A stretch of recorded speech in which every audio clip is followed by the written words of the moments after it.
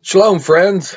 Nice to see you back again for another little episode. This is just a book review. That's all, I just wanted to. I got three books here that I highly recommend. I've looked them over, studied them, and like with every book every book I read, study, I always believe there's a kernel of truth in a lot of stuff, and it's interesting. And if it matches up with scripture, I have no problem with it. But you know, I just wanted to share these books with you. Three books by an author. He might be a little controversial. His name's Ernest L. Martin. He was once with the Worldwide Church of God, but he disassociated himself in the 70s. But he is also over in Israel doing archaeology with famous archaeologist Benjamin Mazar, and digging up Old Testament, New Testament, Middle East stuff, finding things here and there. And he was actually, I think he was on Time magazine's front cover in 1973. I've never checked it out, but I've heard that. But there's three books that he authored that I recommend to you, that look it up and study them and see what you got to say. See, get your opinion on it, what's going on. But first one it's called The Star That Astonished the World. Star Astonished the World. And this is about this. He has a little interesting aspect on the true birth of the Messiah, Yeshua. And he goes also in this book by calculations of the calendar of the NASA's calendar. It's called archaeoastronomy. For instance, if the star over Bethlehem, NASA can go back and see around what time that was and how long it was visible and everything, and they did in this book. And that's archaeo astronomy. But also there's other, in scripture they always talk about something in the heavens, a heavenly, like a star or some kind of something going on.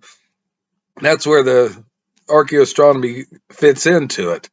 Besides, there's also King's List, with, Egyptologists and archaeologists and, archaeologists in Mesopotamia. They go by King's List too, and that helps out the set dates. But Dr. Martin here talks about, he pinpointed the birth of the Messiah, the true birth of the Messiah.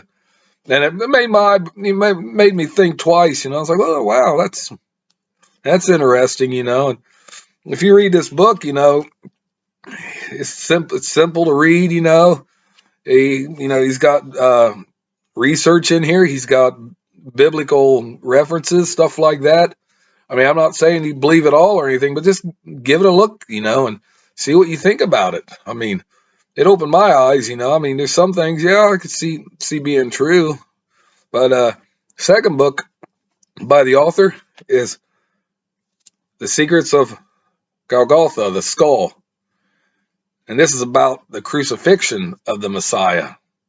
This talks about, the date he did, under what circumstances, and all kinds, what the political climate was back then, the culture, all kinds of things, what he went through. And he has Bible references in here, but he also has from the notes from the church fathers, like Eusebius, and talks about Constantine. Constantine, he knew it all. But it's an excellent read. I mean, something to make you think and pay attention to. But I found it very interesting, and I'm sure you will too. Just give these books a chance. They're well worth the read, at least. I mean, it's consideration. And the final book here is one of his probably his most controversial books. His study is the temple book here. It's what you don't understand, you understand there's a first temple and there's a second temple. But I'm not sure if you realized by archaeology and, the Talmud, and they actually had a little temple down in Egypt for the Egyptian Jews down there. They had a little temple down there, which was destroyed around 70 AD by the Romans too. And that's history. But what Dr. Martin says here, his revolutionary thought is the Temple Mount is not. That's not where the temple was. It was in the city of David down to the southeast side. But that's, and he said the Temple Mount was the fortress Antonia. It was a city within a city for the Romans because they never intermingled with the Jewish people like a social level. And the Jews definitely never never hung out and were friends with the Romans because they considered the Romans dogs and pigs, unclean. But they, Dr. Martin here says, and with evidence and church history and stuff like that, he didn't believe that it was in the Temple Mount, and I'm leaning to that too. I'm not all the way there, but I'm leaning to it too, unless somebody proves me different. I've studied this off and on in scripture, and it's kind of like, almost like a teeter tot, but it's weighing towards Dr. Martin's summary on this. But, and it's a sensitive subject. It is, because, like the Jews, they're traditionalists. Even if something says in the scripture different from their traditions, they will pick their traditions over scripture. That's truth. It happens all the time. It's still happening today, and they won't accept it. Or maybe secretly, maybe they do, and they have some kind of a plan, because they understand international problems. If they try to build a temple, even in their part of the city, Jerusalem, the city of David, that's their right, But that's Dr. Martin, and then there's a couple other people. There's a few other people that are clinging onto this notion too. He might have threw the seed down, but it's growing. I mean, David, was his name? David Canuck. He wrote a book about this, and there's a couple other people that are really studying this, the allegations, and weighing the evidence, scripture evidence, and the historical church and Jewish stuff like that. But anyways, if you want these books, you can go on Amazon, look them up, or in a, like an online library. But his organization was actually called ASK, Associates for Scriptural Knowledge. It's called ASK. But if you go online, you could look it up. Just type in ASKELM.com.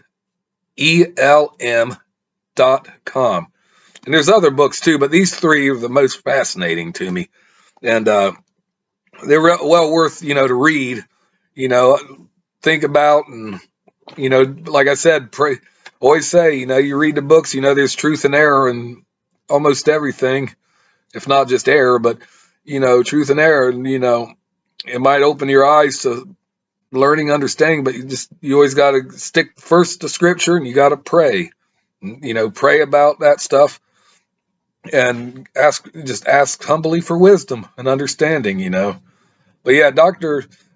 Martin was a controversial character, a lot of the scholars didn't really take him fully serious, but there's a handful did, and now there's some these days that are actually taking fresh look at his research, and are pondering and weighing the evidence.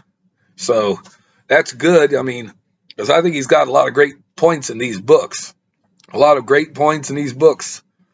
and my hat's off to him for his research, because he put a lot of effort in this and everything, and his contributions to archaeology, it's astounding.